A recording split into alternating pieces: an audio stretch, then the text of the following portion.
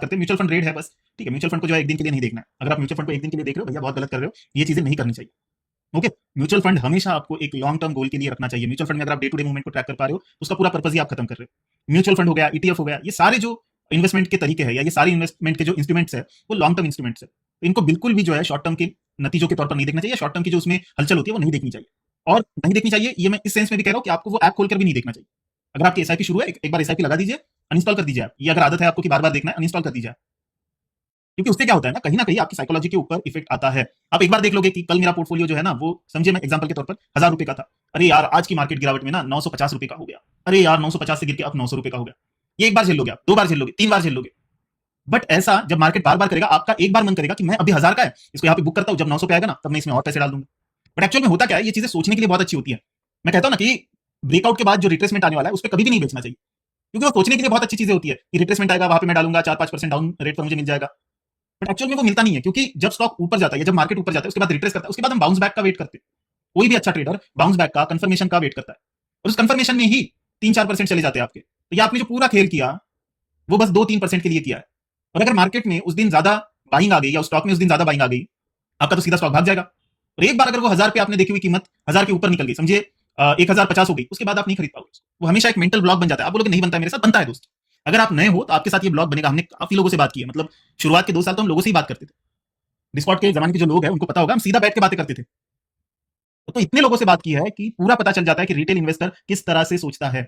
तो अगर ये सोचना है कि मैं 2% 4% एक्स्ट्रा कमा लूं, मत पड़ो उस चक्कर में। आराम से बैठे रहो। वो लॉन्ग टर्म वाला इंस्ट्रूमेंट है। मार्केट ऊपर जाएगा, नीचे जाएगा, ऊपर जाएगा, नीचे आएगा, बट एट द एंड चीजों को आप अगर जूम आउट करके देखोगे तो चीजें आपको ऊपर जाती हुई दिखाई देगी। स्टॉक आपको ऊपर जाता हुआ दिखाई देगा, अच्छी कंपनी का निफ्टी आपको ऊपर जाता हुआ दिखाई देगा। बात आई समझ में? जो मैं चीज कहना चाह रहा हूं वो समझ में आई? बाउंस बैक कंफर्मेशन कैसे देखते हैं, उसका कोई साइंस नहीं है। अब मैं अगर आपको दिखाना चाहूं तो मैं दिखा सकता हूं, क्योंकि आज ही जो है हमने इसको कल आइडेंटिफाई किया था। ये देखिए, इस तरह से दिखता है, ठीक है, इस तरह से दिखता है। Should we stop investing in index mutual fund for some time due to high market? नहीं, ये चीजें कभी भी नहीं करनी है। ओके, इन्वेस्टमेंट जो है म्यूचुअल फंड में वो हर सीजन में जानी चाहिए। इन्वेस्टमेंट जो म्यूचुअल फंड में आती है वो हर सीजन में जानी चाहिए। ऐसा नहीं कि अभी मार्केट बहुत महंगा है, अभी नहीं, थोड़ा सा नीचे आने के। आप कौन होते हो महंगा है सस्ता है मतलब डिसाइड करने वाले? आज तो मार्केट ने डिसाइड नहीं किया, मार्केट तो यहां से भाग गया। तो अगर आपने ऐसा भी बंद कर दिए होते तो फिर ये चीजें आपके साथ नहीं होती। तो बने रहिए, ठीक है। मार्केट इनफैक्ट अगर यहां से गिरता है, ठीक है, काफी लोग बोल रहे हैं मार्केट गिरेगा, मार्केट गिरेगा, मार्केट गिरेगा। हर बार कहते हैं मार्केट नहीं गिर रहा है, क्योंकि उसके पीछे का रीजन है काफी ज्यादा लिक्विडिटी है। एक्सेस लिक्विडिटी इतनी ज्यादा है मार्केट में कि मार्केट आपका अभी नहीं गिरेगा। मार्केट उस दिन गिरेगा जब सारी चीजें आपको गोल्डन दिखने लगेगी। मार्केट उस दिन गिरेगा जब सारे लोग कहने लगेंगे कि अभी यहां से मार्केट नहीं गिरेगा। आज हर रिटेलर को पूछो आप कि क्या लगता है, वो कहेगा मार्केट गिरेगा सर। नहीं नहीं, मार्केट में तो एक करेक्शन आना चाहिए सर। नहीं, मार्केट बहुत ऊपर चला गया है सर, मार्केट को तो नीचे आना चाहिए। कहेगा या नहीं कहेगा? आपके आसपास के जो रिटेल इन्वेस्टर्स है वो यही कह रहे हैं या नहीं कह रहे कि मार्केट तो गिरेगा, मार्केट गिरेगा? किसी से भी पूछो। ऐसे तो लिक्विडिटी कभी खत्म नहीं होनी है। वही कुछ साल तक तो हाँ नहीं खत्म होगी। 2008 की लिक्विडिटी 2016 में जाकर खत्म हुई थी, नहीं होगी खत्म। सॉरी फॉर जॉइनिंग, कुछ मिस नहीं किया आपने, बने रहिए। अभी आप किसी भी इन्वेस्टर से बात करो, कोई आपको नहीं कहेगा कि मार्केट यहां से ऊपर जा सकता है। हर कोई कहेगा कि मार्केट नीचे जाएगा। और जब तक ये रिटेल इन्वेस्टर कहते रहेंगे कि मार्केट नीचे जाएगा, तब तक मार्केट ऊपर जाएगा। आप एफआईआई के देखिए ना डेटा, एग्जैक्ट उल्टी पोजीशन बनाकर बैठे हुए हैं। क्राउड का जो कहना है एग्जैक्ट उसके अपोजिट पोजीशन एफआईआई की है, एग्जैक्ट उसके अपोजिट पोजीशन स्मार्ट मनी की है। कहां से मार्केट गिरेगा? अरे नहीं गिरेगा मार्केट। अगर है दिमाग में कि मार्केट गिरेगा, नहीं गिरने वाला है। अगर एसआईपी वगैरह रोकने की सोच रहे हो, नहीं भैया, नहीं रोकनी है। इनफैक्ट अगर मार्केट गिरता है, समझो यहां से 15-20% का करेक्शन आता है, उल्टा एसआईपी को बढ़ाना है, ठीक है, उल्टा एसआईपी को बढ़ाना है। तो ये चीज करिए, एसआईपी वगैरह रोकिए मत। अभी किसी ने पूछा था कि बाउंस बैक को किस तरह से पहचानते हैं, मैंने मुफ्ती को दिखाया था आपको, मैं दिखा देता हूं आपको। ये है बाउंस बैक। अब यहां पे क्या हुआ, यहां पर क्या हुआ कि मुफ्ती ने एक ब्रेकआउट दिया, इस लेवल का वो ब्रेकआउट, ठीक है, इस लेवल का वो ब्रेकआउट था। इस लेवल के ब्रेकआउट के बाद सीधा मुफ्ती हमें ऊपर जाता हुआ देखने को मिला, सीधी रैली मुफ्ती में आती हुई देखने को मिली। अब जिसने यहां पर खरीदा होगा, जिसने यहां पर खरीदा होगा, जिसने इस जोन में खरीदा होगा, या समझिए जिसने यहां पर खरीदा होगा, या इस बाउंस बैक पर जिसने खरीदा होगा, एक तो वो बंदा यहां पर प्रॉफिट में आ गया, या वो कॉस्ट टू कॉस्ट हो गया। एक तो वो बंदा यहां पर प्रॉफिट में आ गया या कॉस्ट टू कॉस्ट हो गया। अब वो उनमें से जो वीक हैंड्स होते हैं, मार्केट में 2 तरीके के लोग होते हैं, एक स्ट्रांग हैंड, एक वीक हैंड। स्ट्रांग हैंड क्या होता है? जो स्टॉक को नहीं छोड़ता है। वीक हैंड क्या होता है? थोड़ा सा भी रीजन मिलने के बाद स्टॉक को झट से छोड़ देता है। और हमेशा स्टॉक्स वीक हैंड से स्ट्रांग हैंड में जाते रहते हैं। तो यहां पे जो वीक हैंड्स होंगे या जिनका टारगेट हिट हो गया होगा, वो लोग यहां पर प्रॉफिट बुक करेंगे, जिसकी वजह से स्टॉक नीचे आएगा। और जो लोग इस रैली में पार्टिसिपेट नहीं कर पाए थे, वो लोग इस रैली को देख के नीचे आने के बाद यहां पर बाइंग करने के लिए आएंगे। अब यहीं पे बाइंग करने के लिए क्यों आएंगे? क्योंकि ये ब्रेकआउट लेवल था और हर रेजिस्टेंस टूटने के बाद एक सपोर्ट बनता है। टेक्निकल एनालिसिस में सिंपल सी चीज है, हर रेजिस्टेंस वो टूटने के बाद एक सपोर्ट बनता है, सपोर्ट पर आने के बाद यहां पर बाइंग आती हुई आपको दिखाई देगी, जिसकी वजह से ये बाउंस बैक है। तो अगर आप मुझसे पूछो कि बाउंस बैक दिखता किस तरह से, तो बाउंस बैक इस तरह से दिखता है। अब सिंपल सी बात है, अपनी अपनी स्ट्रैटेजी होती है। कोई बंदा यहां पर 30% बाय कर लेगा ब्रेकआउट पर, फिर रिट्रेसमेंट के बाद बाउंस बैक जब आएगा वहां पर 30% बाय कर लेगा, और जब वो चलने लगेगा कंफर्मेशन आ जाएगा कि हाँ अब ये कंटिन्यू होगा, वहां पर 40% बाय करेगा। Okay, again stock to stock depend होता है, वॉलिटिलिटी कितनी स्टॉक्स में है उसके ऊपर भी डिपेंड होता है। ये सारी चीजें जो है आपको देखनी पड़ती है, उसके अकॉर्डिंग जो है आप पोजीशंस बना सकते हो। बात आई समझ में? कैंपस का कोई कुछ बोल रहा था, भाई कैंपस ने ब्रेकआउट दे दिया है, बाउंस बैक आया है, ब्रेकआउट नहीं दिया है, अभी वेट करे या रिट्रेस होने का इंतजार? रिट्रेस तो ऑलरेडी रिट्रेस होकर बाउंस बैक दिया है कैंपस ने। अब अगेन चार्ट पैटर्न दिखाता हूं, ये देखिए कैंपस ऑलरेडी रिट्रेस होकर बाउंस बैक दिया है। मैं कह रहा था कैंपस में, आपको 2-4 दिन पहले भी कह रहा था कि कैंपस को आराम से लेकर बैठिए, कैंपस जाएगा ऊपर, उस तरह का पैटर्न बन रहा है उसमें, वो ऊपर जाएगा। कैंपस ने क्या किया, ब्रेकआउट दिया, नीचे आया, सपोर्ट लिया, मेजर सपोर्ट लेवल पर बाउंस बैक देकर ऊपर चला गया। जिनके पास है वो आराम से होल्ड करके बैठिए, जो ऐड करना चाहती है इनिशियल क्वांटिटी ऐड कीजिए, राइट? ये चीजें हैं कैंपस में, ये चीजें होती है टेक्निकल एनालिसिस में, ये चीजें होती है रिवर्सल पैटर्न्स में। यहां पे आपको स्टॉक को थोड़ा समय देना होता है, यहां पे आपको स्टॉक को थोड़ा समय देना पड़ता है। क्या अब ऐड करना चाहिए? मेरे ख्याल से तो अब नहीं, 320 के ऊपर निकले उसके बाद अगर ऑलरेडी क्वांटिटी और ऐड ऑन करना चाह रहे हो तो 320 के बाद, बट पैटर्न्स को ऑब्जर्व कीजिए। अब यहां पर एक पैटर्न बना है कैंपस में, कौन सा पैटर्न बना है बता सकते हो आप लोग? कैंपस में एक पैटर्न बना है, चलिए मैं सब हटा देता हूं, ठीक है, मैं आपके लिए ये ईएमएस भी हटा देता हूं। कैंपस में एक पैटर्न बना है, दिख रहा है क्या आपको? मार्केट गिरता है तो गिरने दो, 2 साल में रिकवर हो जाएगा।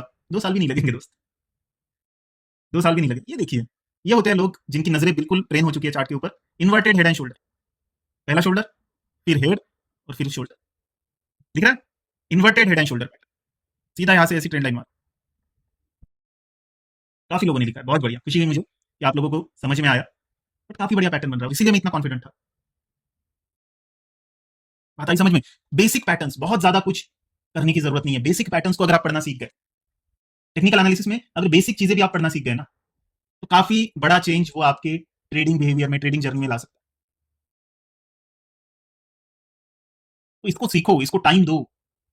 अगर सच में इन्वेस्ट करना चाहते हो, सच में ट्रेड करना चाहते हो, तो टेक्निकल एनालिसिस को टाइम दो, उसका अल्टरनेटिव नहीं है मार्केट। काफी लोग बोलते हैं नहीं फंडामेंटल ही देखना चाहिए, फंडामेंटल अब जो है बीते जमाने की बात हो गई। पहली बात तो आपको नंबर्स कब मिलते हैं? क्या आपको डेली बेसिस पर नंबर मिलते हैं? बिटकॉइन एंड इथेरियम में इन्वेस्ट करना चाहता हूं अभी, कितना परसेंट इनिशियल क्वांटिटीज ऐड करना शुरू कीजिए, 30%। लेवल्स ऑलरेडी अच्छे हैं, उसमें कोई परफेक्ट लेवल नहीं होता। ओके, फंडामेंटल्स बीते जमाने की बात हो चुका है। मुझे बताइए, अगर किसी भी कंपनी का डेटा आपको चाहिए तो वो कितने दिनों में आपको मिलता है? क्या रोज का रोज मिलता है? यस और नो, कितने दिनों में मिलता है? मुझे जवाब चाहिए। ठीक है, उसके ऊपर बात कर लिया हमने। एक्सिस बैंक काफी बढ़िया पैटर्न, 3 महीने में एक बार मिलता है, 3 महीने में। कब क्वार्टरली रिजल्ट आते हैं तब। अब मुझे बताइए, जब सबको ये डेटा 3 महीने में एक बार मिल रहा था, तब तो वो लेवल प्लेइंग फील्ड थी। बट आज क्या हो रहा है कि आज रिटेल इन्वेस्टर को तो डेटा 3 महीने में एक बार मिल रहा है, बट जो ऑपरेटर है, एफआईआईज है, डीआईआईज है, जो कि बोर्ड में सीट लेकर बैठे हुए, उनको रियल टाइम डेटा मिल रहा है। तो क्या ये लेवल प्लेइंग फील्ड है? फंडामेंटल्स क्या लेवल प्लेइंग फील्ड है? यस और नो, जल्दी से बताओ। वो तो बोर्ड में बैठे हुए हैं, उनको पता है क्या होने वाला है, क्या नहीं होने वाला है। उनके पास इतने सारे रिसर्च करने वाले लोग हैं कि अगर कंपनी से डेटा नहीं मिलता है तो वो खुद का रिसर्च करके निकालते हैं। ये बिल्कुल भी लेवल प्लेइंग फील्ड नहीं है। बट वही अगर आप चार्ट को देखो, तो चार्ट में कौन कितना बाय कर रहा है, कितनी क्वांटिटी अभी बाय हो रही है, वॉल्यूम कितना उठ रहा है किस चार्ट में, वो उसको भी तभी पता चलेगा जब आपको पता चलेगा। ये चार्ट रियल टाइम है। जब उसको दिख रहा है कि ये वॉल्यूम उठ रहा है यहां पर इस स्टॉक में, तब भी वही चीज आपको भी दिख रही है। इसलिए टेक्निकल एनालिसिस जरूरी है। अगर टेक्निकल एनालिसिस नहीं सीखोगे तो पीछे छूट जाओगे, फिर आपको पता नहीं चलेगा कि कहां पे क्या हो रहा है, कहां स्मार्ट मनी एंटर कर रहा है, कहां नहीं कर रहा है। क्या फंडामेंटल देखने नहीं चाहिए? बिल्कुल देखने चाहिए, क्योंकि एट द एंड स्टॉक में लिक्विडिटी कितनी भी हो, लॉन्ग टर्म में चीजें फंडामेंटल को ही फॉलो करती है। बट फंडामेंटल आपको तभी देखने चाहिए जब आपका प्लान है कि कोई स्टॉक आप 1 साल से ज्यादा होल्ड करके बैठने वाले हो। अगर आपका व्यू 1 साल से कम का है, आराम से टेक्निकल देखिए, फंडामेंटल देखने की जरूरत नहीं है। खरीदते समय तो बिल्कुल भी नहीं। पोजिशनल ट्रेडिंग के लिए, स्विंग ट्रेडिंग के लिए फंडामेंटल देखने की जरूरत नहीं है। अगर आप लॉन्ग टर्म रखने वाले हो, 2 साल, 3 साल, 4 साल, 5 साल, जैसे कई सारे स्टॉक है, टीसीएस पिछले 5-6 सालों से पड़ा हुआ है मेरे पोर्टफोलियो, टाटा मोटर्स पिछले 4 सालों से पड़ा हुआ है, इन्फी काफी सालों से पड़ा हुआ है। उनके फंडामेंटल देखे जाते हैं, जिनको आप आंखें बंद करके होल्ड करने वाले, उनमें कितना भी करेक्शन आ जाए, उनमें कितना भी प्राइस ड्रॉप आ जाए, आप आराम से होल्ड करके बैठने वाले, क्योंकि उनके फंडामेंटल अच्छे, उनका बिजनेस अच्छा है। बट जहां पे आप डिसीजन ही प्राइस के ऊपर लोगे, वहां पे आपको फंडामेंटल्स देखने की जरूरत नहीं है, वहां पे प्राइस एक्शन आपको देखना पड़ेगा। आ रही है बात समझ में जो कह रहा हूं वो? ओके।